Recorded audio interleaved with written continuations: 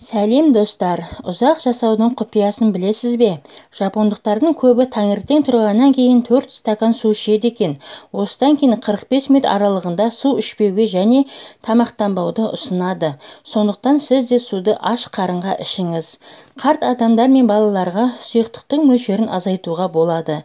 Сонымен қатар, таңертеңгі, түскі және кешкі тамақтанудан кейін 2 сағат уақытындай су ішуге болмайды. Бұл әдіс бас ауруы, буындар қақсауы, жүрек аурулары, артрит, эпилепсия, семіру, менингит, бүйрек аурулары, құсу, гастрит, геморрой, диабет, іш қату, көз аурулары, обыр, құлақ, тамақ және мұрын аурулары, бронхиалды демікпе, іш өту, жатыр ауруларының емінде жақсы нәтижеге жетуге мүмкіндік береді. Ұзақ жасаудың тағы бір әдісі ыстық шайды ас қабылдау кезінде ішіңіз. Қытайлықтар және жапондықтар ыстық шайды үнемі ас қабылдауда ішеді және де көбінесе көк шай ішеді. Ал суық суды мүлдем ішпейді. Себебі суық су тамақтың сіңірілуін төмендетеді. Көк шай керісінше адамның әлін күшейтеді және ас қорытуды жақсартады. Ұзақ жасаудың тағы бір әдісі күніне бір алма жейіңіз. Күніне бір алма сізді барлық дерттерден қорғайды. Мұны ғылымда растайды. Алма көптеген витаминдер мен минералды заттардың қайнар көзі. Бұл жемісті үнемі қабылдаған адамның өкпесі жақсы қызмет атқарады.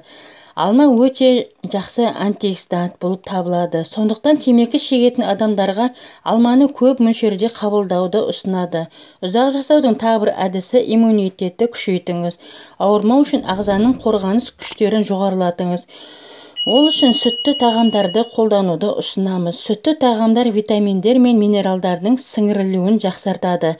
Ұзақ жасаудың тағы бір әдісі асты дұрыс тамақтаныңыз. Бөтен дәмдер жайлы ұмытпаңыз.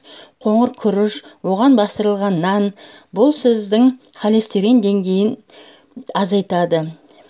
Семірудің алдын алады. Бір аптада 6 жұмыртқа жеңіз. Сүт безі обырының даму қаупін 40%-ға төмендетеді. Күнделікті 1 стакан сүт ішіңіз.